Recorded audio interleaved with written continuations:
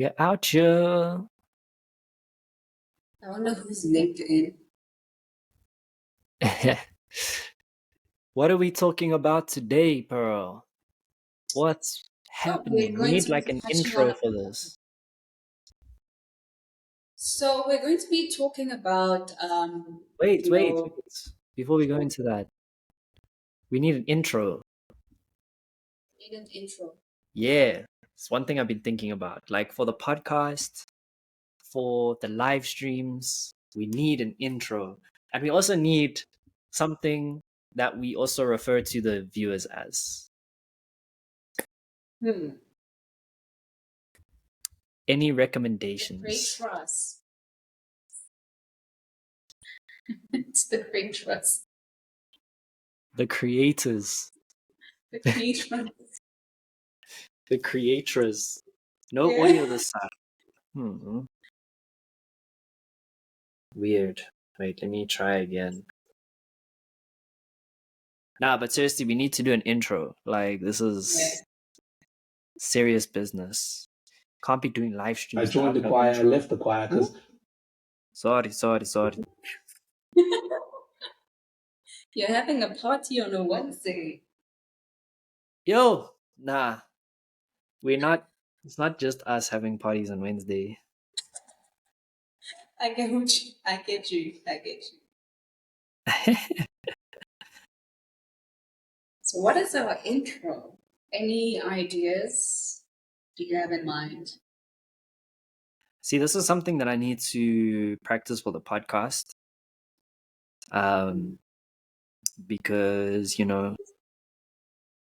we like it's just much better when it has the same start every time. Welcome to C Chats, where we talk about what's happening in the world. We've got myself, Josh Dillon, and producer Pearl. We're live at the moment, so if you're watching this at a later stage, join the live stream next time, because then you can participate in the conversation, and this is where you insert the catchy phrase. The catchy phrase. Where you can be with us live jive. Is that the catchy phrase? Live jive. No, we need to think of something else. Yeah, Something else. Something else. Yeah. Yo. Shout out, Ona. Thank you for coming through. Thank you for letting me know that the sound wasn't working. I'm glad that it's working now. Pearl and I, you can't see Pearl. If you want to see Pearl, you're going to have to hop onto either YouTube or Twitter.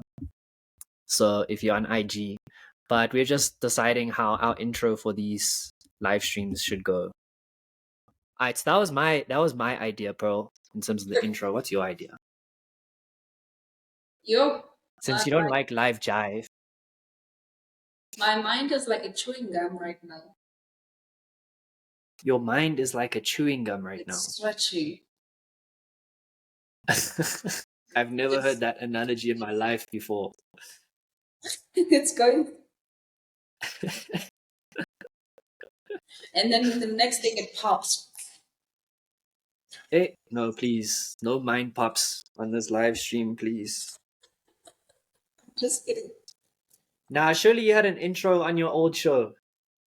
Maybe we can start there.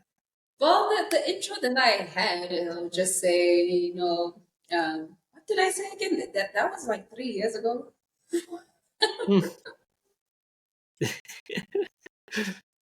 And it was an entertainment show. But I'll try to remember because, I did that every Saturday. So Okay. I'll do my best because I'm getting old, Yo, getting old. I'm getting old. Like aging is a choice, guys. You can be young at heart. But I'm young at heart by age, by physical appearance. Yeah. People think I'm 16 for some reason. Hey, yo, I got asked for ID the other day when I went to a bar. I was taken aback, eh? I was like, you're gonna ask me for ID, bro? I'm old. I've been there. Anyways, yeah, we are live. Cast episode 3. No, not Cast, C Chats. I need to get that Yes. right. I still Yes. feel 23 on the inside. Yo, I still feel like 19. Okay, maybe not 19. Let me say 21. I feel like I'm 21 on the inside. Because I look back and I see like 19. I don't know, anyone who's above the age of 25. Do you look back and like see 19 and 8-year-olds, 19 and 18-year-olds and feel like old? I feel like when you're 19, you're 18, you're still a kid. You're still a kid. Like when I was in school or when I turned 18 or 19, I felt like I was an adult. But now when I look back, I'm like, I don't know about that. You I was know, so you're young. old when kids are playing and they say, no, no, stop. An older person is passing by. You know that you. Ah, Yep. has that ever happened to you? It has happened quite a number of times. They'll be like, no, no, no. Just stop playing. Stop playing. An older person is passing by. That is wild. That is I, wild. I took it as a sign of respect. I was like, okay, these kids are respectful. But then as I was thinking about it, I was like, damn, have I reached that point where like they see me as an older person? Yeah, Yo, no, that's a big age. I think for me, the point where I realized that I'm getting older is when I got referred to as Uncle Josh. Like, Uncle Josh. Uncle Josh, really? Yo, that's some tomfoolery over there. And like the fact that you refer to me as uncle, mad. yo, because you're used to being the one calling others uncles. Yeah. Yeah, 100%. I mean, we've got Uncle Adam, we've got Uncle Vic, I there's mean, many OGs out there. But yeah, I guess in a sense, it's also like I see Ona saying my nephew calls me Aunt Ona, but that's your nephew, so like it makes that's sense that she's calling you aunt. I'm talking about just random people like calling me Uncle Josh. That's crazy. Like no ways, an entire yeah, uncle, guys. that just goes to show how time is flying.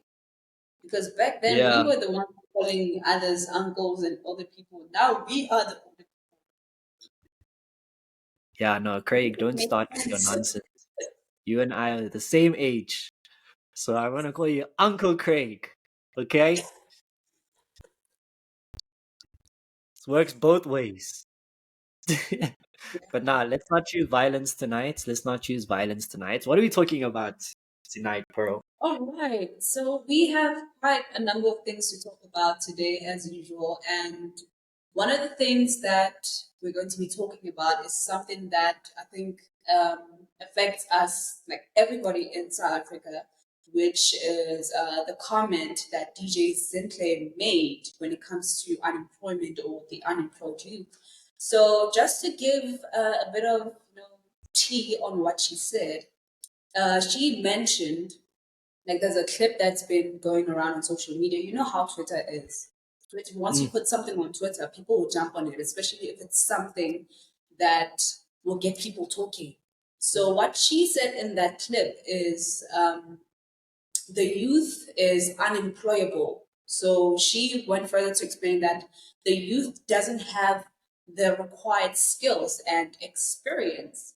And that really rubbed people the wrong way because they were coming for her saying that she's talking from a place of privilege. She doesn't know what she's talking about because she's never been in that situation whereby she can't find a job. So, mm, like, there's been quite some mixed reactions. Some are saying, no, she's telling the truth. Some are saying, no, she doesn't know what she's talking about because she has never been in that situation. She doesn't really relate. And as much as she's saying that, she also mentioned that she it was a tough process for her to actually find people for her brand, her era brand. Just to get the right yeah, people, it was really hard. So people are saying, imagine DJ Zinhle going through your MBA just so he can be hired, just so he can be hired by her. So yeah, that's one thing that's been going on. people's minds, and till today, even after she apologized and tried to say, no, this is what I actually meant, but to those that feel offended, I am sorry, but this is what I wanted to say. Some are saying, okay, yeah, she's telling the truth. Some are saying, no, she needs to understand the circumstances that we are facing as a country, not just the youth, but everybody in the country. There are people out there that don't have jobs. They do have the skills, the experience, but they are sitting at home unemployed. So I want to hear your thoughts on that. What do you Okay, think? I Are think we unemployable as the unemployable I as think the what also might be beneficial is to actually play the clip.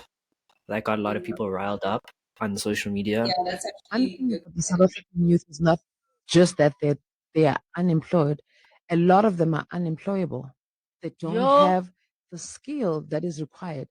It bugs me how long it takes for us to fill in positions this era. Just to find the right person for our stores, it literally takes longer than it should in a country that has so much unemployment.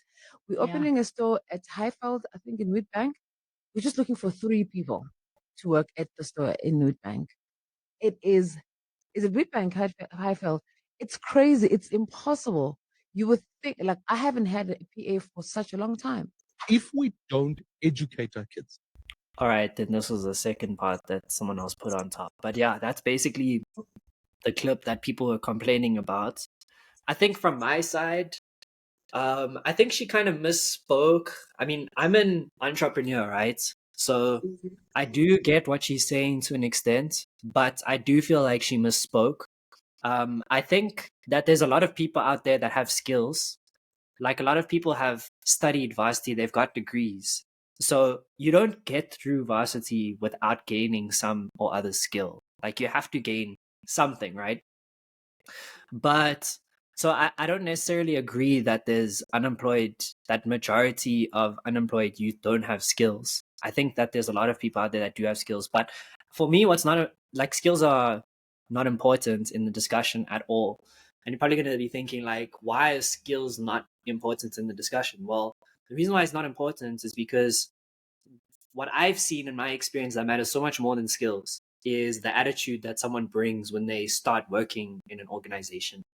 Because if you have you can have like all the skills in the world. You could be the most talented, whatever, accountant, lawyer, website designer. Like you could be amazing at what you do.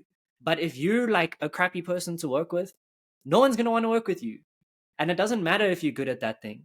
And that's also where like you see this as well when it comes to like other spaces, right? This doesn't just apply to the professional space. This applies to the creative space as well, right? I put out a TikTok the other day saying that you can be like the best videographer out there. Like your work is impeccable. But if you don't arrive on time to the set, if you don't deliver the final edits when you say you're going to deliver it, if you show up to set and you're just like upset and angry the whole time and you're shouting at people, like if you approach those situations, people aren't going to want to work with you. So I think what a lot of the South African youth is missing, especially people that have like studied in varsity and have got degrees, is they don't necessarily have the soft skills that you can only get from experience, because you only learn those things in terms of like showing up on time, communicating with other people, being a good easy person to work with. You can only learn that through having experience. And that's how I learned it as well. I mean, when I started doing what we do in JD Creations, I there were certain like I wasn't a nice person to work with. I wasn't like good in terms of directing people and like interacting with people and engaging with people. And one thing that I was terrible at was like receiving criticism. Like I could not receive criticism. I think it's probably a product of me being an only child. But when I would deliver work, because I would spend a lot of time delivering my like creating the stuff that I was delivering. I'd put my like I'd invest so much into it. I'd put my heart and soul into everything that I did, which is great. But the drawback is that when you invest your heart and soul into something and then someone who views it like critiques it, it hurts because it feels like they're critiquing you. But that's not necessarily the case, right? They're critiquing the work. So in the beginning, I did not respond well to criticism. And because of that, I lost like a lot of opportunities and I was difficult to work with. And then through losing those opportunities, through making those mistakes, I was able to learn. And in that way, I learned, okay, no, like it's not an attack on you as a person. It's just someone's trying to get better work out of you, or maybe your idea of what they wanted might not have been exactly the same, or there's so many different elements that it could have been. But at the end of the day, you have to get those opportunities, you have to get experience in order to be able to learn those things. And it's tricky because a lot of the time the opportunities are given to those who have experience, because it makes sense, right? You'd rather hire someone that has experience because the chances are that they've learned those things.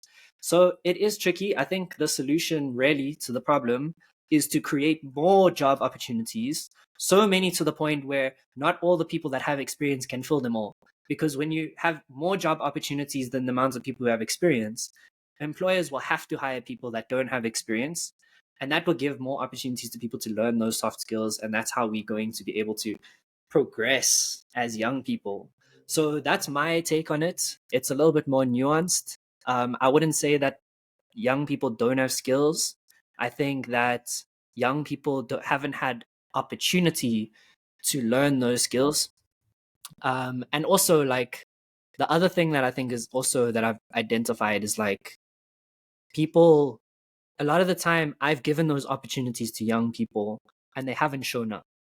So there's also something missing there in terms of like what's driving people. And I think that's more of a cultural chat. But anyways, I'll get into that a bit later.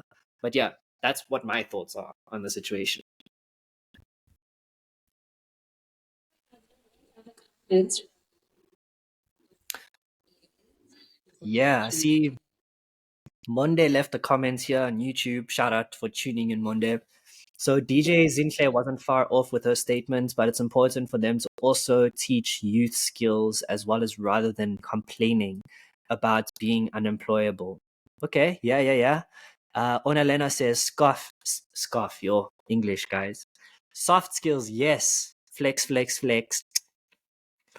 How do you mitigate the risks of young employees not showing up, as you said? Okay, that's an interesting question. Do you have a take on that, Pro? you mitigate. Mitigate what? How do you mitigate the risks of young employees not showing up? Shrink. Phew. That's a really good question. How do you mitigate that? I think the way that we started working together is an example of how to mitigate that risk. Something that I always do is when I give someone new an opportunity that I know might not have the experience, I'm going to give them something small to work on. So you always start off with something small and easy, because if the person doesn't deliver, or if they don't deliver it on time, then there's not a huge implication to that. So that's the one thing, something small. The other thing is whenever I give someone something to do, I make sure that it's something that's internal, that has nothing to do with a client relationship. Because if you're going to put your client's work at risk, then if the person doesn't deliver, then that impacts the client, and then that impacts the relationship that you have with the client. So those are two things that I do to mitigate those risks. And yeah, like I don't want to, I'm going to make this biblical. I don't want to preach, but there is a part in the Bible, there's a lesson in the Bible where God gave three brothers money and saw how they acted with that money. So the one dug a hole and buried it, the other invested it, and then the other one, I think, just spent it all or something like that. You got to start with those small things first to see what is inside the person's heart and what their character is. Once you see how people handle small things, then you can tell, okay, is this person capable of handling a bigger thing or not? So you got to always start with small opportunities. And that's another thing. I don't think young people understand that a lot of the time. There are people that do understand that, don't get me wrong. But I think majority of us, because of social media, we see other young people doing these big, amazing things, and we kind of expect, like, I'm not going to do anything because I want to do that. And it's like, no, you have to start somewhere before you can get there. And all of those people that are doing those big things started somewhere. And if they didn't start somewhere small, the chances are they probably have like someone in their family that just gave them the opportunity or something like that, where they're just privileged enough to get the opportunity without having to go through those small little things. But most people that are young doing big things started somewhere initially and built their way up to where they are. The only problem is that when we look at social media, we only see the end product. We only see the point where the person is famous when they have millions of followers. We don't see the before part. But what's nice about a lot of other social media platforms is that you can see the before parts if you go back on their feed, scroll down all the way to the bottom and see, like, go have a look. You'll see creators out there that didn't start with like the best equipment, that didn't start with like millions of likes and follows. They all, like, a lot of them started with, filming on their phone or just having 1 or 2, 3 people like we have now. I mean, we've got like 4 people watching us now. It's not a lot of people, but give it time. As we get better and better, when we have an intro, like, those things will help us grow and reach more people. So yeah, it's all about growing and just being like having somewhere to start with. I don't know. Those are my thoughts. Pearl, what is your perspective from being on the other side of the spectrum? Well, for me, as someone who dropped out of college because of certain things, not because I wanted to, it wasn't really something that I decided. I just saw something that was happening there and I decided to drop out. There are not many opportunities out there for the youth to gain to gain experience. And most companies, when you look at job offers, they would say that we're looking for someone with this qualification and this X number of years of experience in certain things. But sometimes they even specify what kind of experience they want, because you would have this type of qualification, but the experience that they want would actually be something else. So I think companies should, do away with this thing of looking for experience. And, they always put that age, 18 to 35. How do you expect an 18-year-old to have 5 years experience? Where do they get that experience? So I think companies should also take that into consideration. They should look at, they should take candidates, like you say, give them, or whoever they hire, give that person some internal work and see how far that person will go. Because one thing that I notice is that young people are so eager to show what they're capable of. Like, they want to show out, they want to show this person or prove that they're capable of doing what they've been hired to do. So companies should actually give the youth opportunities and see because sometimes you would think that just because this person doesn't have experience, they're incapable of doing something. But if you gave them an opportunity, then you would be surprised how much that person can actually do. So when it comes to companies, I think that is really important. And I've been looking at the education system. Most people, when they graduate, they don't have experience. They just go out there and look for a job. And obviously the company wants someone with experience. So maybe it's something that our Department of Education can look into. Maybe have programs where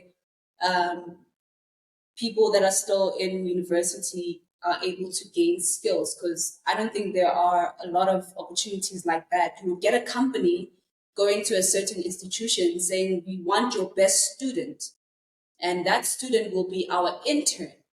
We're going to give that person experience, and if that person does well, then we're going to hire that person permanently.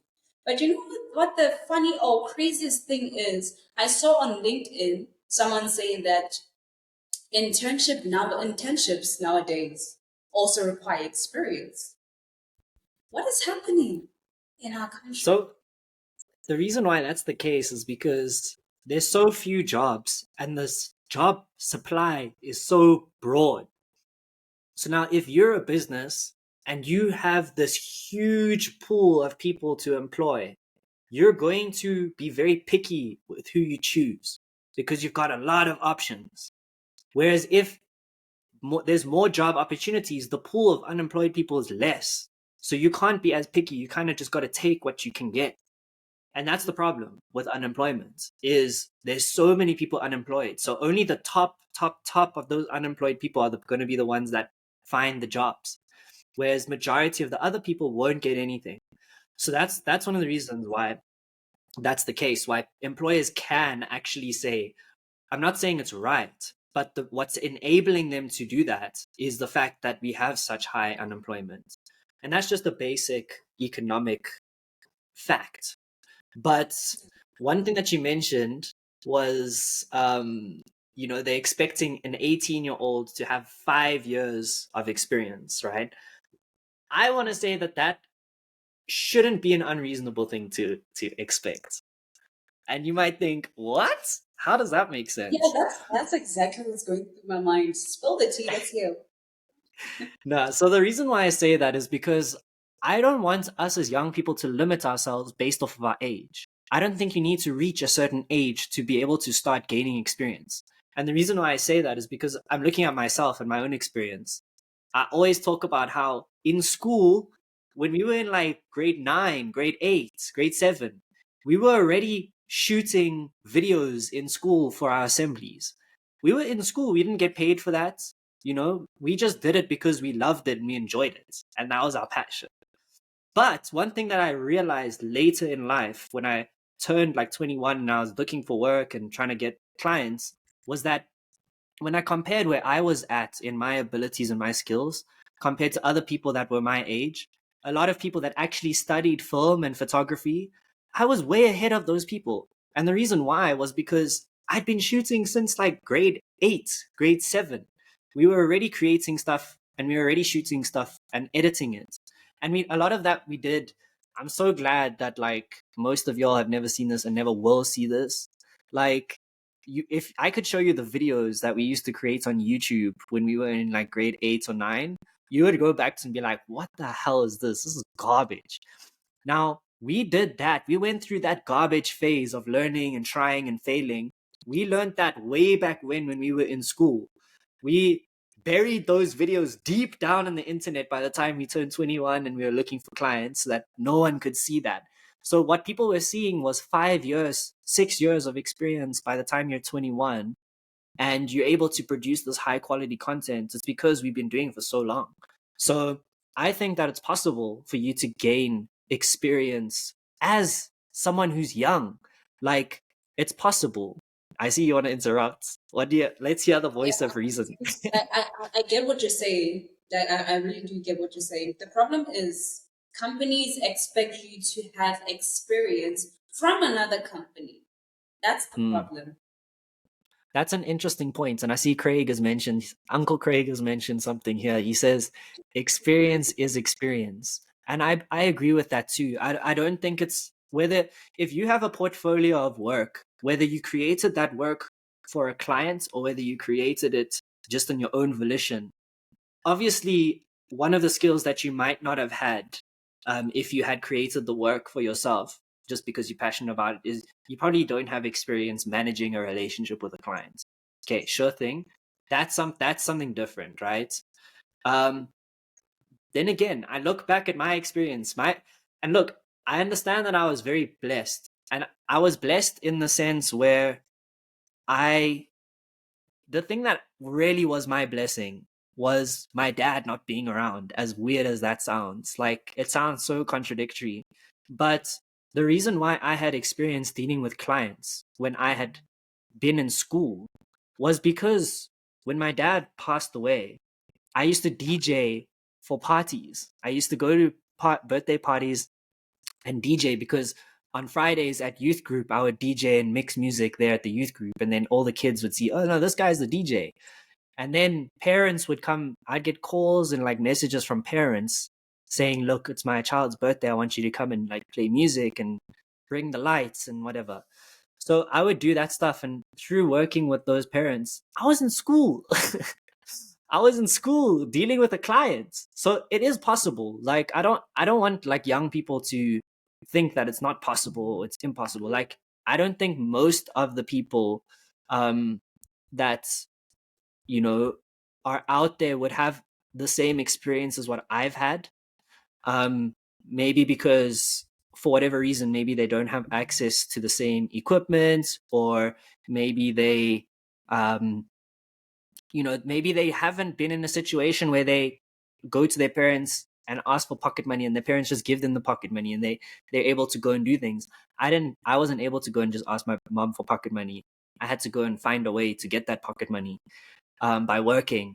So yes, if you're young, some of these things might seem like a bad thing, but later down the line, when you look back at it, sometimes there's good that can come out of it. That was my experience. So I don't know. I'm curious to hear what you think about that, because you're saying that now it's not reasonable to expect like an 18-year-old to have experience Well, I was saying that in a sense of what I mentioned, that companies expect you to have experience in the from corporate another world if you company. are applying to be in the corporate world. Mm. That's the kind of experience that they want. When they look at the experience that you maybe like you started in, back then before you got into university, they would consider that as just passion, with just playing around. That's how they look at it. I don't know, From hey? what I don't know about others, but in most corporate companies, they would say, no, we actually want someone who's been in a workspace, like an actual corporate workspace. I don't know, hey? I would really question if that's the case. And it'd be interesting to get an HR person to come on and speak about it. Craig Yeah, also for left sure. a comment here. So Uncle Craig left a comment here. He said, it's about marketing yourself in the most differentiated way possible. If you market yourself and your experience like a professional, the class of experience doesn't matter as much anymore. So yeah, I don't know. The reason why I differ with your thinking in terms of like what HR people are looking for, and that's why I'm saying like it'd also be great to get an HR person to give their perspective. But Yeah. the reason why I differ slightly is because in JD Creations, I'm the HR person. Like I have to be the person that's the HR person. And for me, I don't hire based off of skill. I hire based off of attitude, right? There's people that we've worked with that have never had any experience in what we do at all. But they showed up, on time, they were consistent in what they did, and they delivered when they said they were going to deliver. Yeah, you're a prime example of that. And that's how we were able to extract value and we were able to grow what we're doing. So I really believe that what's important is, yes, you need to have experience. I don't think it needs to be in the corporate space. I think if you're able to build a really dope portfolio of stuff, like, I think that can showcase a lot about who you are. I think the one thing that would probably be that is quite difficult is getting experience working with a client, right? That is a bit difficult, but it's possible. Like, I definitely think it's possible. Well, yeah, now that you're saying it, it's just that, like I said, some companies, they want someone who's been in a workspace. That's why I said I don't know about others, but some that I know, they are actually doing that. So, yeah, experience is experience, like Craig says, Uncle Craig, like he says, experience is experience. And, the points that you made, they are valid. Marketing yourself in a professional way, maybe the company might say, okay, but you do have experience. Let's give you a chance and let's see what you're capable of. I just wish that every company had that same mindset, or every hiring people, the HR people had the same mindset, because not everybody has that. kind of mindset. That's why I voiced that my opinion based off of what I have experienced and what I have witnessed. But yeah, anyway, enough talk about that. Thank you so much, everyone, for your comments. I think we should, slide to another thing that will be happening next week, Wednesday. Like the most important day, one of the most important days in South Africa, which is Election Day. You are mute, Josh. You're on mute. Sorry, bro. There was just one thing that I wanted to touch on before we move on to the next topic. Craig asked a question here: is do you make your potential new hires go through rounds of interviews, or do you believe in that kind of approach to prove a candidate's attitude? I think for me, like what you said, Pearl, I think it's important to give people opportunities to prove themselves. You can find someone who's very good at talking, but is not good at delivering. That's very much possible. So for me, I would rather give the person an opportunity to actually make a little bit of money, just as like pocket money. It doesn't need to be like a salary or anything like that. But let's work on something small in the business that just can earn you a little bit of pocket money, and that can be your opportunity to show like who you are and how you work. I think by doing it that way, you're giving someone an opportunity to make a little bit of money. You're investing a little bit into them, and you're getting to see what return that investment makes. And if it's the right person, the return on that small investment in terms of time and money will be greater than what you have invested into them. So I think it's important that we do that because, that gives people opportunities, like what Pearl's saying. I think it's important to give people opportunities and not just make a decision based off of a piece of a paper and what someone says in an interview. I think you need to actually, and then not only that, it gives the opportunity to the person to actually gain some experience as well, even if it's just for like a month doing something very small. That's still something that they can like put on their CV and say, look, this is what I did. And I'll also vouch, I'll be honest, if another employer calls me later down the line and says, hey, this person says that they worked here, I'm going to be honest about what my experience was working with them. And hopefully that can help them get a job as well. But yeah, I think it's really, like you said, Pearl, it's important to give people opportunities for sure, and not just like make a decision based off of like face value. Sorry, I just wanted to answer that question before we moved on. No, you said some valid points there, and I think everybody needed to hear that. Yeah, let's move over to the next thing. So we have the general elections next week, Wednesday. We are a week away from voting, guys. Yeah. And the question that's on everyone's lips is, who do we vote for? Because honestly, if you look at social media, if you hear people talking about voting, when they talk about the current ruling party, they say, no, we can't vote for these people because they've been ruling for like 30 years. And if you look at the situation of South Africa right now, the economy, everything, the unemployment rate, as we're talking right now, is really high. So people are saying, okay, we're not going to vote for this party, but who do we vote for? That's also my question, honestly. Who do we vote for? Who is capable You know of... who you're voting for, Pearl? I have no idea who I'm voting for, honestly, because I've been reading manifestos, I've been watching interviews, and what's funny about some of these interviews is that when someone is being asked a question, they don't actually answer that question. They actually talk about something else, and you ask yourself, like, what is happening here? Why aren't you answering the question?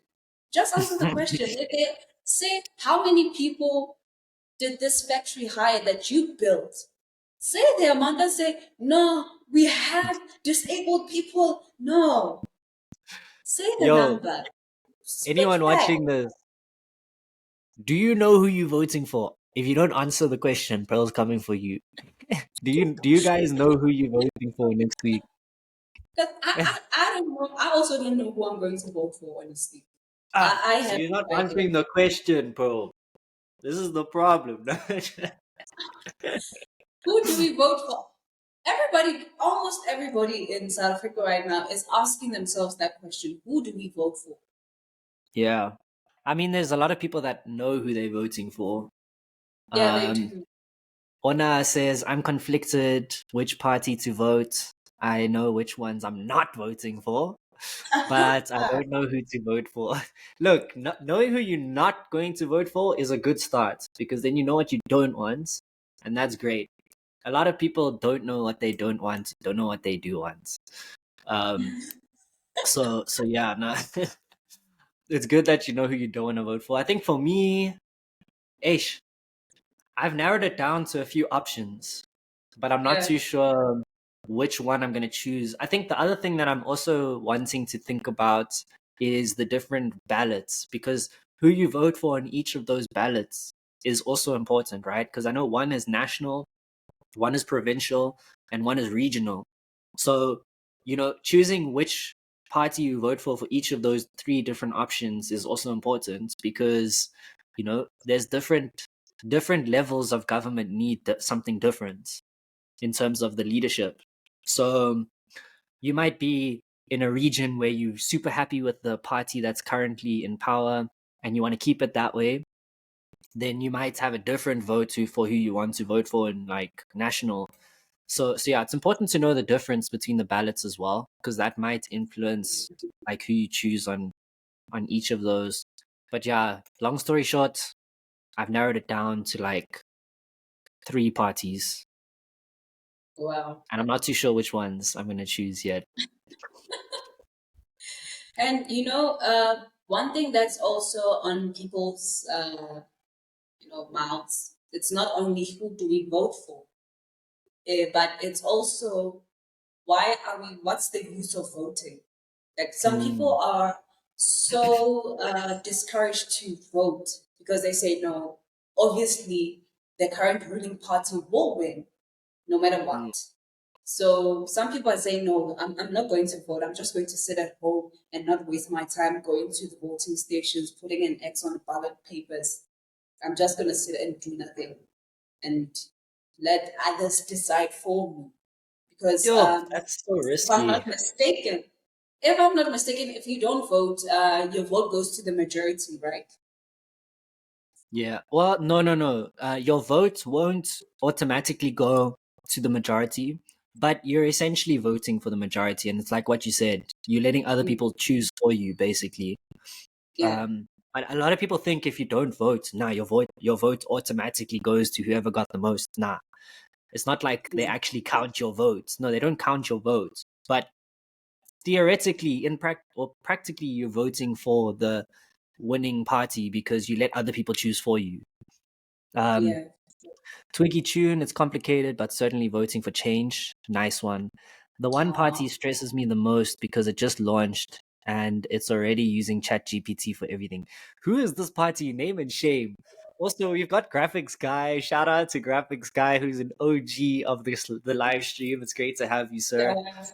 But yeah, we're talking about voting. Yo, I think there are a few parties that scare me, hey, because I'm just gonna share my opinions, okay? Like this is just what I think. And I've shared these on Twitter as well, so I might as well just share it here as well. But like for me, there's ANC, then there's ANC Lite, and then there's ANC Pro Max. Like there's there are different ANCs. Like yo, what's good? Got the notification, had to join. Shout out. But yeah, now for me, there's different levels of A and C, right? And they all come from the same root. So, from in my mind, if you're voting for those parties, you are essentially voting for A and C. Like that's my thoughts. Another thing that also scares me as well is like I don't think people understand the policies of the EFF, right? The EFF is socialism. That's a completely different system to the system that we are in right now. Socialism means you don't own the land. No one owns the land. The government owns the land. So when people say, no, I'm voting for this party because I want land, bruh, you're not getting the land. The government's getting the land, and you will rent that land or lease that land from the government. I think a lot of people don't understand like how drastic of a change that is. Bona Lena, I checked their website and the contents were cut GPT content or chat GPT content. Name and shame the party. Look, I've shared my opinions. It's only fair you share your opinions too. But also, you don't need to, guys. It's a sensitive topic. I get it. But yeah. Oh, I see it. Una Lena said it's Arise. Arise SA. Yeah, no, I'm not gonna lie. Like, there's also been weird things happening about the, you know, when you register the party to vote with the IEC, you have to get, I think it's like 100,000 signatures from people that say that they are supporting your party or they want to see your party in the ballot. Now, I assume there's like a whole thing that's come out now with the MK party, where now people are saying no, they were paid by the MK party to go and get signatures and they had to trick people to sign it. So then what they did was they told they you must go watch. There's on Carte Blanche. There's an episode that came out a few days ago where this person that's a part of MK said, like, admitted that they fraudulently got people to sign that petition to get MK on the ballot. So then what they did was they said, okay, well, where did you get these signatures from? And then they told them the area. So then they went to the area and asked people in the area, like, your name is here saying that you support MK. Do you support MK? And these people were saying, like, nah, like, I never signed this. What the hell? So then, long story short, what seems to have happened is these people went to that province or they went to that area and they said to them that MK and the Khoisan, something with the Khoisan, like they're saying that if you want to get money because you're a Khoisan, if you want to get like a Khoisan identity card, what, you must sign here and support this party. And then these people were like saying, nah, we didn't know what we were signing. So there's all this other stuff about like getting people's signatures to get on the ballot and whatnot. So hey, it's a mess. What they did was they went to the IEC and they said to them, like, out of all of these parties that sent these signatures, how do you know that these are real signatures? And the IEC said the only way we can know that is we can check if the person is alive and if they registered to vote. If they're alive and they registered to vote, they said that they assumed that that signature was legitimate. So I don't know. There's all these things happening that are, in my mind, something that needs to be questioned. But yeah, it's interesting. Election times are interesting, eh? And have you noticed that people have been talking about load shedding? Like, there hasn't been load shedding for 2 months. Yeah. How? Like, my thing is like, let's say the load shedding is fixed. Why is it only getting fixed now? Exactly. Why couldn't it be fixed years ago? It's like an abusive husband. The husband, for they beat you until they need something from you. Then all of a sudden they buying you flowers, they taking you on dates. It's because you threatened to break up with them. You said you're gonna leave. As soon as they saw, Anna, this person's gonna leave, that's when they start buying you flowers, they start giving you t-shirts, they start giving you food, what. Now all of a sudden we must forget about the last 5 years. And the crazy part is people forget. Like, people really forget. It's crazy. I see there's a comment here with graphics guy. Sorry, bro. I'm just gonna read this comment quickly. Sorry for interrupting you.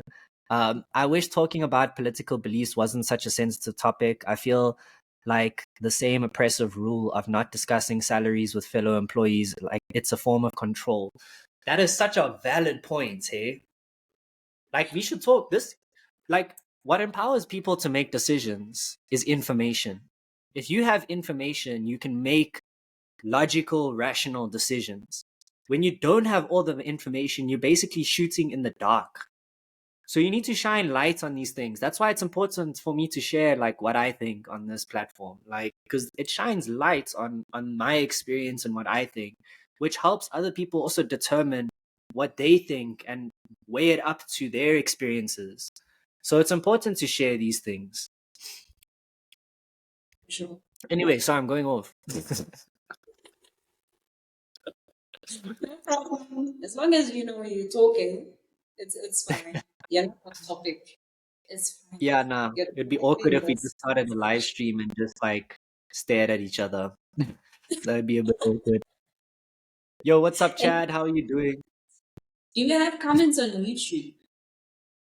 No comments on YouTube, but I saw that graphics guy is joining us on YouTube now. Ona, thank you so much for coming through. Thanks you for sharing your opinions. And I'm glad that you found it wholesome.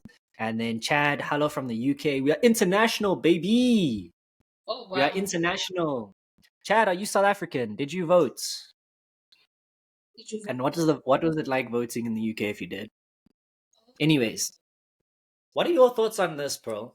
There's a lot of people that left the country for various different reasons. And if you look at like the UK, for example, there is 200,000 South African immigrants that live in the UK. Out of those 200,000, I think 8,000 showed up to vote.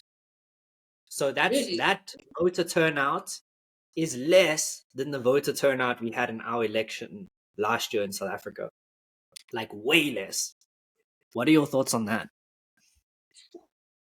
So in the UK, did they vote in the UK? Yeah, so the UK elections, they had it on, I think it was on Saturday. Like it was recent, it wasn't too long ago. They vote before us, and the reason why I think they voted before us, hey, I see Chad's got some interesting comments here. The reason why they voted before us is I think they need to fly those ballots back to South Africa to get them counted, I assume. So they voted before us. Chad is saying that is living in the UK and he's from Durban. He's saying the UK is not for everyone. He's coming back because he's over it. And yes, they voted on Saturday and Sunday. Yeah, I think Yeah, people think that the grass is greener on the other side here, but sure. it's different. Because Like even it's different. No, sorry, bro. I've been talking. Eh? I was, I'm saying even people that invested in South Africa, they're actually leaving.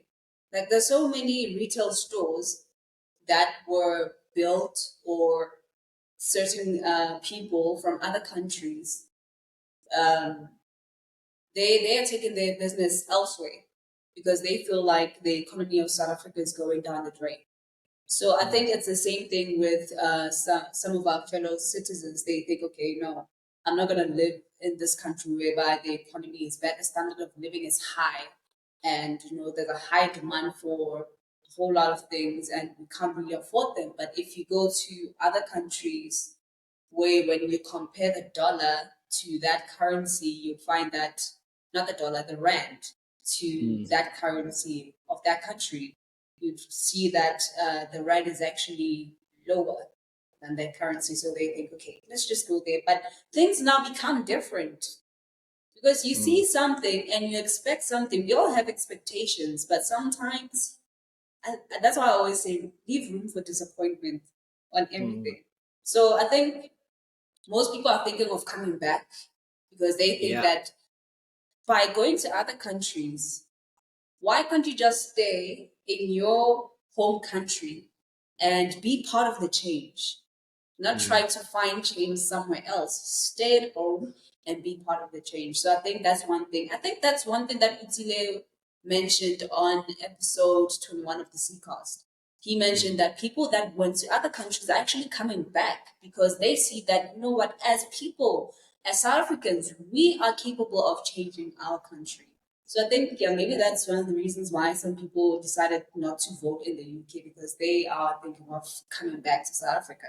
That's just what's coming to mind right now. I'm thinking like if you were coming back, you would want to vote because then you have a little bit of a say in terms of what you're coming back to. Whereas if you don't, then you're kind of leaving it up to everyone else who's staying here, or whoever decides to vote to choose for you. I think one thing that you mentioned was like companies leaving. I think there's a difference between a company and a person leaving, because a company making that choice, it's purely business based, really. It's really like profits driven. It's more of a numbers decision. Whereas I think with South Africa, not everything is about numbers. Living in South Africa, or the experience of living in South Africa, there's certain things that you experience as a human being that is different here compared to abroad. And this is why I wish everyone in South Africa had the opportunity to go abroad, because by going abroad you get so much experience or so much perspective in terms of what the world is like. Chad mentioned here that he wants to come back because the people in the UK are not the same. And it's true. Like, you go to the UK, like in South Africa, right? When I'm walking in and out of my building, or when I'm walking down the road, if I look at someone and I smile at them, they're gonna smile back. They're gonna greet me. Like, when you're doing your shopping and whatnot, there's certain things that happen, where there's, like, let's say there's load shedding now. Like, you in the line and you're at Checkers or whatever, and now the power goes out. Everyone has that same like there's a feeling there where you're like, nah, I'm not alone in this, like, we're all together in this. Like, we may not always agree all the time, we may like fight sometimes as well, but there's certain things. And this goes back to what I was saying, where like losing my dad at a young age was a terrible experience, but it was also a gift at the same time. As weird and stupid as that sound, it's true. And I think it's the same in South Africa. It's like, we go through a lot of nonsense in our country. We go through a lot of challenges. But because we go through those challenges, we have to rely on one another. We have to work together. When something like the Springboks winning, after we've been dealing with so much nonsense, we feel a certain sense of like happiness and success and just like joy that no one else in the world would ever be able to experience. And I think a lot of South Africans that move abroad, because there's no one out there in the world that has been through what we've been through, it's so difficult for us to relate to them and for them to relate to us, because have had this very unique experience. I see Chad is requesting to join. I'm going to accept it. Let's see. Hopefully it works. Give it a second. But yeah, I don't know, Pearl. That's what I think. Like, a lot of people think they're gonna move and then it's gonna, like, everything is gonna fall into place. They're gonna find their dream job and like their career is gonna boost up, and like, it's not the grass always seems green on the other side. Doesn't necessarily mean that it is. I'm curious, like, for anyone who's watching this, if you've been abroad, like, if you can share what your experience was like. Where did you go? What did you learn from that experience? Just for people that haven't had the opportunity to do it themselves, like, how can you share that experience with us? There's But no yeah, place like home. that is true. That is so true. I think that's why a lot of people are coming back as well. It's like, you also think, oh no, things are expensive here. Bruh, go to the UK. Like, I went to the UK 2 years ago. The one rule I have when it comes to traveling to the UK is never convert. Whatever you're spending on anything, don't convert it into rands. Because the moment you convert it into rands, you're going to have a heart attack. Because you're going to see, oh no, I'm spending 250 rand on this little burger. Like, nah, guys. Yeah, nah. If you go get a drink, like, let's say you go to a bar here in South Africa. I don't drink anymore. I quit drinking the beginning of this year. But back then I would drink. I remember South Africa, you'd go to a bar, you'd order a cocktail. Cocktail, let's say in South Africa, is maybe 90 rand, maybe 150 rand if you had a fancy place. The cheapest cocktail you are getting in the UK is going to be at least 200 rand, the cheapest one. At least 200 rand. from there, it just keeps going higher and higher and higher and higher. And that's just a drink. So it's like, yeah, if you're gonna look at rent, like rent is also another thing. I see Chads here saying like, yeah, you'll pay, it will be £12. £12 for a drink. Times that by 20, that's $240 for one drink. It's crazy. So yeah.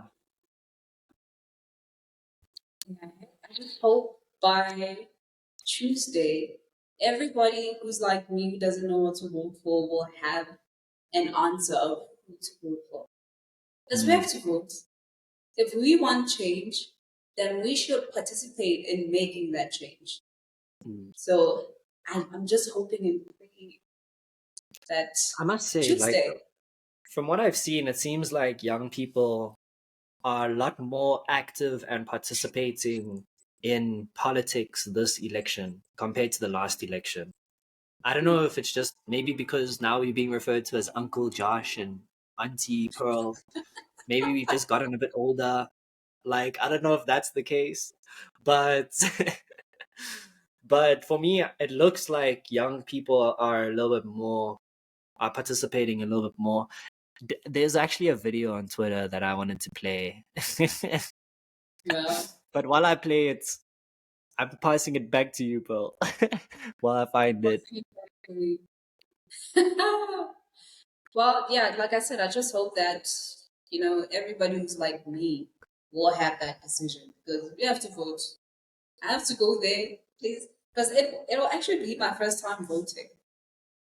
So I need to Man, make the right decision. Someone, when I came here, said I should vote for the current ruling party because since it's my first vote, I should vote for them because I got an education because of them. I'm like, is this person actually testing me to hear what I have to say, or is this person being genuine about this answer? Because why would I vote? I know who not to vote for, and that's definitely yeah. the current ruling party is one of those. I wouldn't, like I said, we want change. We want to vote for change because we see that those that are in power right now are not implementing any changes that are actually making that country or turning a country into, the best country. Because now, when other countries look at us or how our countries are being presented, we're being presented as developing countries. Like at the we're below the hierarchy. We need to get to the top. It's possible. As Yeah. people, we have the power to do that. But now, if the people that are in power, the ones that we say we want you guys because we want you to represent us, if they don't do that, we need to say, okay, you're not doing it because a government is for the people, by the people. They need to think about us before they think about themselves. What do the people of the country need? So if they don't do that, they must go. I'm gonna vote Nice. for- I'm gonna vote Preach. for- I'm preaching Preach now. it, I'm bro. preaching. Yeah. In DC. I need those fans, those handheld fans. No, but what you're saying is so true. I think it's also like there's a lot of people out there that don't believe it's possible, eh? And you don't realize it a lot of the time, but go have conversations with people. People will say, nah, it's never gonna change. It'll never happen. I think what do we say to those people? Because like it's understandable why someone would feel that way. When you've been trying, and nothing's happening, nothing's changing. It's been 5 years, 10 years that we've been waiting for change and nothing changed. Like, why would it change now? That's what people will ask. What do we say to those people? Say to those people, there hasn't been any change because it's been the same people for 30 years being the ruling party. So we need to make sure that we get them out of the way to say, okay, you've done enough. Let's see what others can do. maybe they'll be the one that will come with the change, because those that are in power are not implementing any changes that are beneficial to us as the people of the country. So maybe there are others out there that have the people of the country's interest in mind, not just themselves and their pockets. They'll say, no, this is our country. We want to be the best country in the world. And being the best country in the world, we have to think of our people. What do they need? How can we improve our economy? How can we make it a point whereby people of the country enjoy being in this country and not think of another country thinking the grass is greener on the other side. The grass must be greener on this side. Mm. So that's what I can say for now. Do you know what's crazy is like the same people that would be coming for DJ Zinhle saying, you don't want to give us opportunities, businesses don't give us opportunity, you never give us a chance. Those are the same people that won't give another party a chance. Like, a lot of the time. It's the same concept. You got to give people opportunities to see what they can do. We'll never know what someone's capable of until they are given the opportunity. And that's the only way a democracy can progress. And that's a lot of the time why you see, like, when you have a dictatorship or an authoritarian state. Yeah. Yo, you can tell I'm not a politician. But when you have those kind of countries that are controlled by one person or one party only, that's when you start to see atrocities happen, because those people can do whatever they want to do.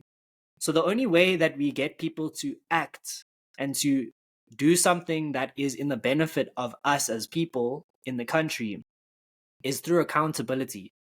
And that's one of the reasons why we have so much crime, because a lot of people do crime because they know they'll get away with it. They know it doesn't matter. If I do this and do that, maybe I'll get arrested. I'll go to prison for maybe a month or two. Maybe I'll just go out on bail. Maybe I won't even get prosecuted, eh? Like, a lot of times people just don't, like, the police just don't have the evidence or the kind of, capacity to go and convict someone. That's going to result in more crime, because what's stopping you from doing it? There's nothing. So we need to, as people, we need to be the ones that say, no, we do not allow this to happen here. And when you keep that, what's the word that I used? Accountability. When you hold people accountable, that's when they know, if I don't do this, something's going to happen to me. I'm going to get voted out. I'm going to lose my salary. I'm going to lose my opportunities. We have to hold people accountable. Until we do that, the people that are in charge, that are in power, that are taking advantage of the system, they're going to keep taking advantage of the system. Why? Because there's nothing stopping them. So it's up to us to be the ones that stop it. And I always look at France, and I look at the people in France. The presidents of France will announce something small that they disagree with. Those guys are in the streets. They are rioting, protesting, making demands. Like, don't get me wrong, I don't believe in violence. I don't believe in vandalism. I think that's wrong. But one thing about the French is, if they don't agree with something, they make sure that you know about it. And I think we can learn something from that. Because I think as South Africans, the thing that's beautiful about South Africans is we are such understanding, accommodating, hospitable people. We're very kind. The only thing is that when you're very kind, there's a saying that goes, nice guys finish last. You can't be a nice guy.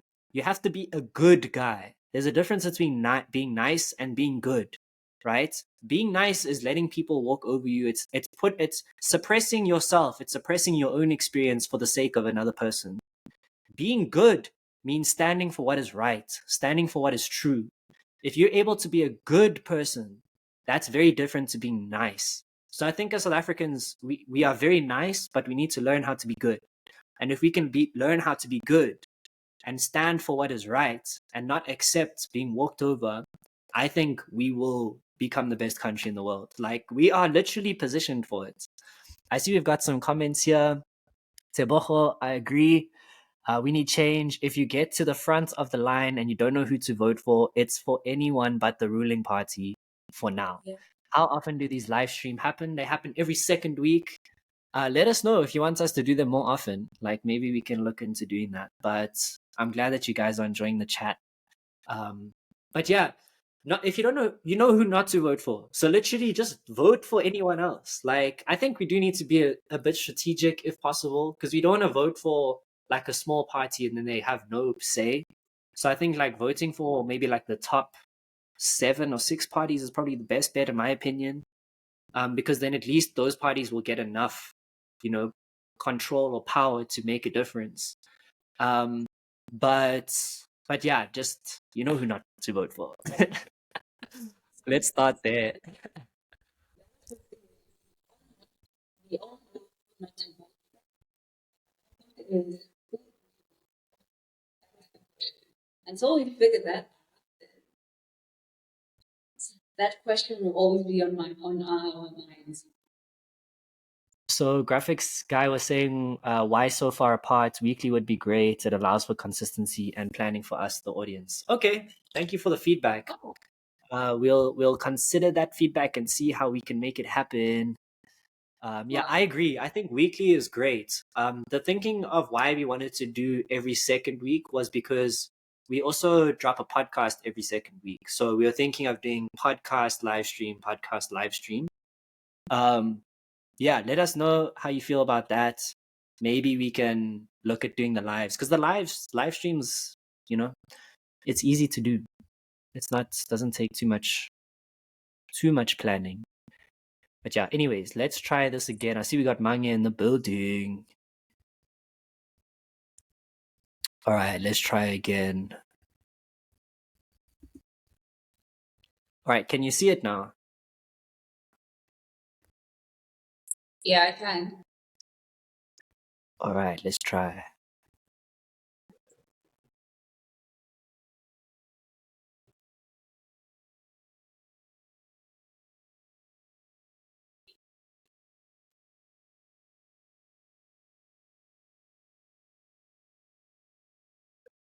I feel like they were expecting to be asked about their outfits.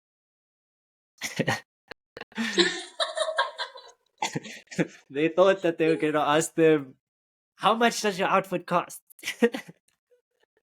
Meantime, the Where party did you buy it? constitution.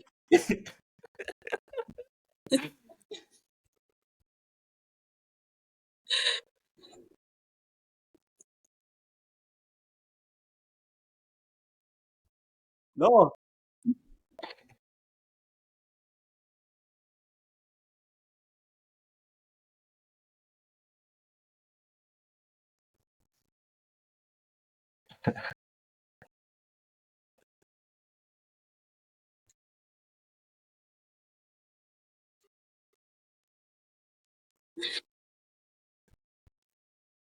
Yeah, no.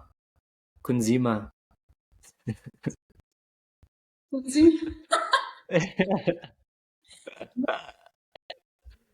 to think Yeah, that no. there are many people out there that are like them. They're like, no, Yeah. I'm not even going to go register. It's just vibes. Yo, shut up. That's Shut what up. I was Whatever saying. happens. But that's also what I was saying, is like South Africans, we understand vibes. Like that's what we know. So when it comes to like this like serious political stuff, it's like, nah guys, we just want to focus about vibes. I get it. Like it's so easy to get lost in the sauce. But the problem is when you just It is focus what on vibes, like I'm not gonna lie, an ANC rally looks lit. An ANC rally looks lit. I would go to an ANC rally just for vibes. I would go to an EFF rally also just for vibes. And I feel like people out there do just go for vibes. Like, don't get me wrong. But at the same time, guys, we need to be serious too. Please, we need to be serious as well. Come on. Yeah, we can't be just enjoying the vibes. Yeah, nah. Because we have a It's so serious problem in this country. yeah, nah. One I thing think about when it South starts Africa, affecting. the way to make everything Sorry, seem fun. I was saying, that's as the South thing. Africans, No matter how serious something is, we always find a way to make it fun. Oh damn. I don't think the video is playing on the live. I don't know why it's not playing, guys. I'm so sorry. Okay, anyways, I'll give a summary quickly. So the video was basically two girls in Rosebank being asked by the interviewer. You know, it was funny because she like introduced them and they were on the camera and they were so excited because it looked like she was gonna ask them about their outfits or something. And then she's like, "What is the Constitution?" And then immediately they were like, "Eh," and then they didn't want to answer the question. But eventually they answered the question. They said that it's law. And that was pretty much the extent of what they knew about the Constitution. They didn't know when voting is happening. They didn't know, like, they didn't even register to vote, blah, blah, blah. So I wanted to play that because I think there's a lot of young people out there that, you know, don't really participate in this kind of stuff. But yeah, like, I think when the electricity and basic things disappear, electricity, water, education, when you don't have those things, it starts affecting everyone. It starts affecting all aspects of our life, no matter what it is, whether it's family, career, you know, just personal, it affects everything. When that stuff starts happening, then we need to start standing up and doing something because like it's affecting every part of our lives, guys. Something as simple as you'll be on a date, like first date, and now the power's out. you had this, you were making dinner, you were making this nice roast chicken, it's in the oven, and power's out, chicken's not cooked. Now what?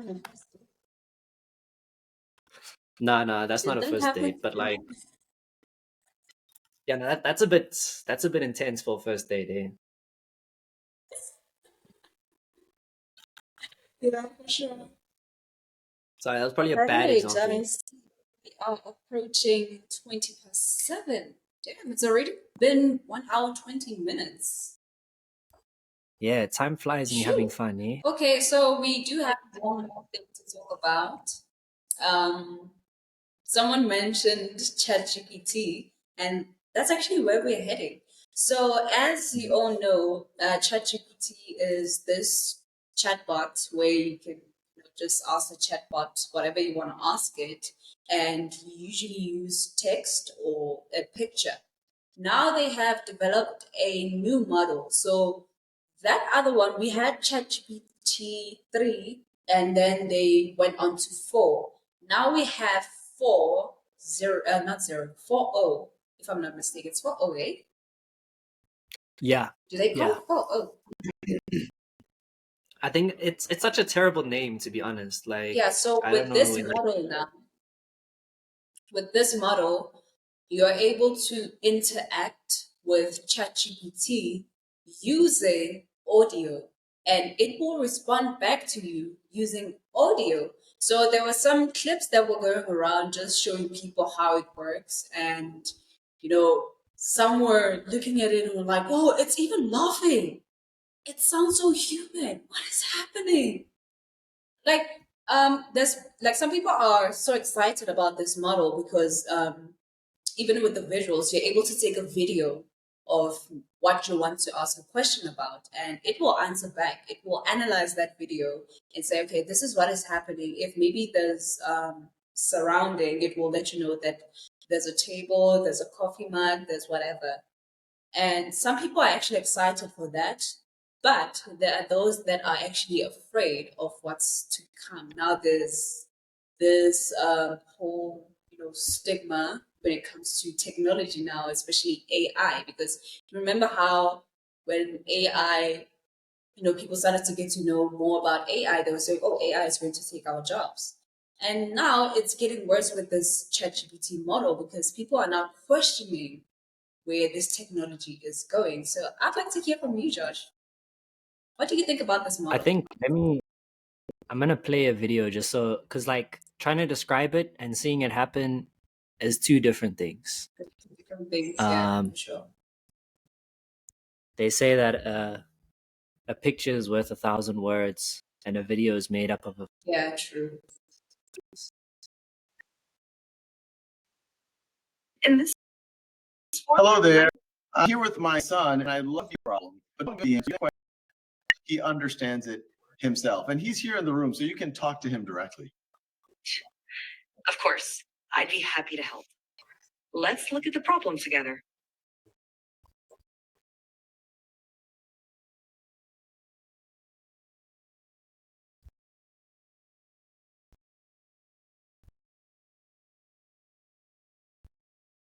I'm pretty sure this is the angle alpha right here, right? Perfect. That's correct. Now, looking at the triangle, which side do you think is the hypotenuse? Really, Remember the hypotenuse? I'm not totally sure. I think it might be this one, but I really am not sure. This side AC. You're close. Actually, side AC is called the adjacent side to the angle alpha. The hypotenuse is the longest side of a right triangle and is directly up. Okay, so I'm not going to play the whole thing, but if you are on IG, basically what's happening is this AI is tutoring this kid and teaching him about Pythagoras. Now, this is like, to me, I see this video and I immediately get super excited because I'm looking at like how this AI is having a conversation with this kid, and how when I compare my experience in school, there was like, I did Zulu, right? Now, I didn't have anyone at home who could help me with Zulu. Like, my mom was definitely not going to help me with Zulu. And then I had friends that would teach me. So working with my friends was completely different. Like having someone who's there, who is learning the same thing as you, who can see exactly what question you're dealing with, and you can have a conversation with to explain this to you, is completely different to like watching like a YouTube video where someone's trying to like take you through a tutorial or something like that. Like it's a lot more engaging and you're getting advice that's specific to the problem that you have. That to me is insane. Like I'm actually so excited for that because I just look at that and I think of how there are so many kids in like rural areas, in townships that would never have access to a tutor, which will now be able to learn these things and have someone teach them these things. That for me is super exciting. Like I'm really keen for that. And also it's crazy to see how like it can take the context of what you're seeing and give you a response based on the real life world around you. Like that to me is insane. I'm super excited for this. I think it's going to change the world. I don't think we should be scared though. Are you scared? Yeah. Unless I start seeing robots coming and saying attack, that's when I'll be scared. Well, that's the next thing, hey? Like, have you seen the robots out there now? Yeah, I have seen them. They're making they call them humanoids. Yeah. If I'm correct. Like if you look at what they're doing, even their expressions, you would think that this is a human because they put skin, like they put eyeballs and everything. You like the facial, you think that it's actually human, but you can see with the body that it's actually an android or a robot. But the expressions that those robots make, you see a whole human. And I'm like, Yeah. I robot, please help. Yo, I'm just graphics guy left a comment saying, what could be scary is that whatever you know, whatever you do, you may not be needed anymore. Because anyone can know it or do it too. That's more competition. I think competition is a good thing. But before we get into that chat, it has merits, of course. This is just this is just the existential crisis I feel like we haven't solved or can solve. That's crazy. Like, do you think AI and robots are going to replace us as people? sure. Yeah, that's one thing that a lot of people have been saying because AI and robots or humanoids are capable of doing some things. But I think, and this is one thing that we always talk about, is that there's that one thing that makes us human, and robots and AI, they don't have that, and that is the whole creativity. We like our brains are something else. Like I always say, the brain is like one of the most surprising organs that we have because the things that you can come up with on your own, like that's crazy. Because you can say, okay, if you're someone that uses ChatGPT and you ask something, maybe you need some guidance and it gives you a response. You might say, okay, it gave me this response. I see this, but maybe I can change this. You're not going to take that whole thing. Yeah, your mind will think of something else. Like there will be something else that might pop up and say, huh, okay, I see that this is the response, but I can actually come up with something else or add on to something else. So like I said, there's that one thing that makes us human. And so far, AI and robots don't have that element. I hope Yeah, I'm making I think sense. I don't know if it's creativity because if someone can come to you and be like, I can use an AI to create a song. I mean, last live stream we were using AI to create music, and that created songs from nothing. Is that creativity? Well, if someone if someone says create the song, they might have something. They might have an idea in mind, and they will think that AI will do the same thing, which in many cases doesn't happen. You would say, create an amapiano song, and you have a certain melody in mind. You have maybe like the tempo, you have something different in mind. And then when AI generates that song, it's something different from what you had in mind. So AI still hasn't learned that. I mean, look at the last live that we did where you were testing that is it Suno video between those two. Oh, You yeah. want someone requested a Russian amapiano song, and you added Julius Malema, saying talking about Julius Malema, and one thing that I heard there was the instrument piano. It was not amapiano, the genre.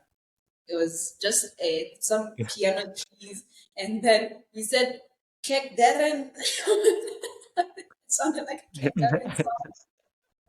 So when it comes It to sounded that, like Kurt Darrell. it just did sounded like a different song. Even the people that were singing. I even said it sounded like Russian. Yeah, it sounded like Westlife or Backstreet Boys in Russian. And that's not what No, you wanted. That's not what you had no. in mind, or that's not what that person that requested had in mind. So you see the difference. Yeah, I think that's what as you're speaking, I'm reminded of the podcast we did with Adam, and the thing that he mentioned throughout was making it mean something. Because I Yeah. think that meaning is what gives it value. Like there are thousands of songs on SoundCloud created by independent artists that are amazing. Like I come across SoundCloud songs all the time where I'm like, I listen to it and I'm like jamming out to it, and then I look at the plays and it's like 1,000 plays, and the song's been around for like 10 years, and just no one knew about it. Like why that's the case? Maybe it's a marketing thing. Maybe the person made like one or two songs and wasn't consistent. Maybe they didn't post about it enough. I don't know why it didn't get a lot of views, but the fact is there's amazing work out there that just will never get the credit that it deserves. Why is that the case? And I think the reason why, and on the flip side of it, there's music out there that is nothing close to the kind of skill level or goodness that those songs have, but there will be millions of people listening to it. Why? How does that happen? What is the meaning behind that? And I think the meaning behind it is really the meaning, as crazy as that sounds. The meaning behind it is the meaning. Because if I create a song that maybe isn't as creatively sound or technically sound as another song, but the lyrics of it, when I listen to that song, I'm going through the exact same thing that is being described in that song, and that feeling that I'm going through is the same feeling as what the artist had when they were making that song. That means something to me. And I think that's what makes the difference. Because you'll get tons of people out there that use AI to create music, and tons of them, no one will listen to their music and it will never get recognized. But you'll get the top 1% of people that make AI music that people will listen to, that will follow, that will gain an audience. Why? And for me, it's really the meaning behind it. Like, what does it mean in the greater context of me as a person listening to it? It has to mean something to me. It's similar to, like, I also think about these like videos of like kids in Africa. I always say kids in Africa, like we aren't kids in Africa on this live stream, but you know what I'm talking about? Like kids in rural areas, like that don't have access to anything, that are creating these like solar powered windmills or whatever that can like create water for their community or something like that, right? We see these videos all the time. Why does that stuff go viral? I think the reason for me why it goes viral is because the fact that this kid had nothing and they were able to create something out of that nothing, that's the spectacle. That means something. That there's a message behind that. And the message behind that is, look at how much you have. What are you doing with what you have? And I think that's the thing that people relate to. It's not what the kid built. It's not what the impact that it has in their community. It's what it means to me as the person watching it. And I think if you can create stuff that means something to people, whether it's created with AI, whether it's created with your mouth or with a guitar or with your pencil, it doesn't matter what the means is or what the tool is that you use to create it. What matters is that it means something to someone. And I think that's the difference for me, like personally. Yep, I totally agree with you on that one. I remember one of my teachers in high school said something similar, saying that, learners in Gauteng schools, because it was during that time where, we would get tablets, we would have smart boards where the teacher would just search something on the net and show us. And during that time came the results. And I think Northwest was above Gauteng. And my teacher said, it's crazy how in Northwest they have limited resources. They don't have tablets, they don't have smart boards, but they were able to have a higher pass rate compared to schools in Gauteng that have all these resources. So what are we not doing with these resources? What are they like? They have less, but they were able to get more. We had more, but we got less. So what you're talking about actually reminded me of what he said. We tend to have some people tend to have the resources. It's just they don't know how to use them, and those that have less resources, they see that as an opportunity because they think, what can I do? How can I do this? And that's something that you mentioned that you like to mention a lot of how as South Africa, we have limited resources, but having those limited resources, we see those as an opportunity to actually make something. Despite us having those resources, we become creative in a way. Yeah. And I love that you use that word creative because that's what it is. It's creativity, like doing something that someone else has never thought of doing. I think that's creativity, but it's also curiosity. It's not just looking at the thing at face value. It's about questioning deeper. Like, we've got pens. Automatically, people are going to think, okay, what can we write with the pens? The person who thinks deeper is like, okay, well, we use a pen to write, but what else could we use it for? You know, that curiosity. And then you might see someone might create this entire like artwork out of pens. Instead of writing with it, they create out of the actual pen. That thinking outside of the box, flipping it on its head, you know, that curiosity, that's the word that I like to use to describe that. That curiosity, questioning, that is the differentiating factor. Because anyone can go onto YouTube and say, I'm a piano, like whatever. No one's going to go on and say, I'm a piano Russian about Julius Malema. That's something that's completely out of this world that, who knows, maybe it makes something dope that we've never heard before that's actually dope. Actually, talking about that, I tried, Udio is back online. I thought we gotta at least let Udio try make some Russian amapiano music about Julius Malema. It finished loading now. Let's try it. I hope you're gonna be able to hear this. Well, I think are we still live on Twitter and YouTube? Because I think We're not time. We're not live on. I don't even know at this point here. Okay. Well, it's 1 hour 30. We way past 1 hour 30 minutes. We are on 1 hour 40. Okay, yeah, no, I think the Twitter stream is probably down. So rip to the Twitter peeps. But yeah, anyways, let's try this. Hopefully it works. Юлий Малема сильный, ведет за собой народ. Сильным быть непросто, всех врагов победим. Уходя, речь его как пламя, одет только спа. Этих рожно боряться, на паре сапа. Ой, ой, на-на-на-на, надо держать сапа. Мам будет ткать, потеряли сапа. Ой, на-на-на-на-на-на-на-на. Ой, на-на-на-на. Yeah, now this thing does not know what amapiano is. Eh? Let's try this one here.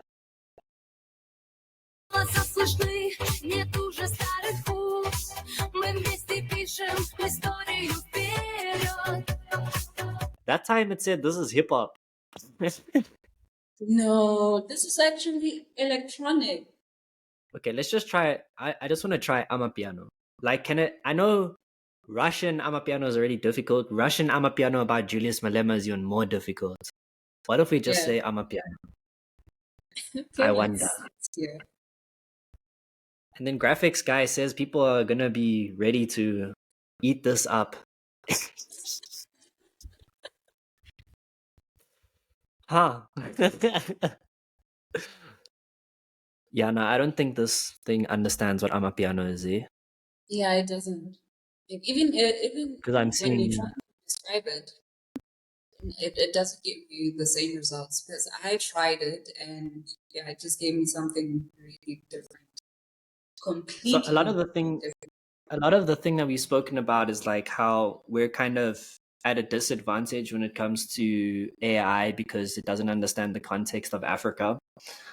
Like genres like amapiano, which is not even just an African thing anymore. Like amapiano is a global genre now. So I don't understand how it still hasn't caught up. To me, that's crazy. But on the flip side, it's like it gives us an opportunity as well. It means that no one on these apps is going to be able to make amapiano, which means that South African artists who create amapiano have a competitive edge compared to all these other people. I see Mange has also said here, I think with AI, it refines what information we give it. Instead of going through multiple sources of research, AI just uses the information that we as consumers constantly feeding them. Yeah, that's true as well. AI can't create. Well, I don't want to say it can't, because a lot of people say because AI uses what exists already to create its output, that it's actually not creating something new. And I don't think that's true, because if we look at all artists, all creatives, everyone has been inspired by something, whether it be like Vincent van Gogh or whether it be something that, if it's the sky, people write songs about the sky every day. We're all inspired by things that we have experienced. There's nothing new under the sun. What's new is taking Julius Malema, Russia, or Russian language and Amapiano and putting it together. That's new. And AI can't do that. AI can't do that.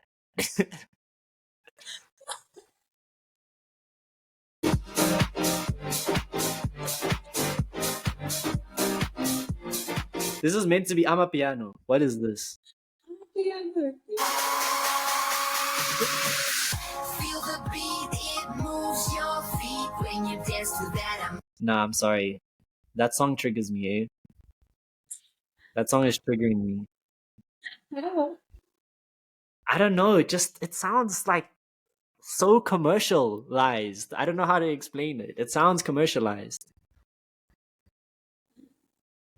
Yeah. Anyways, girls, anything else? I think this is going down a dark rabbit hole.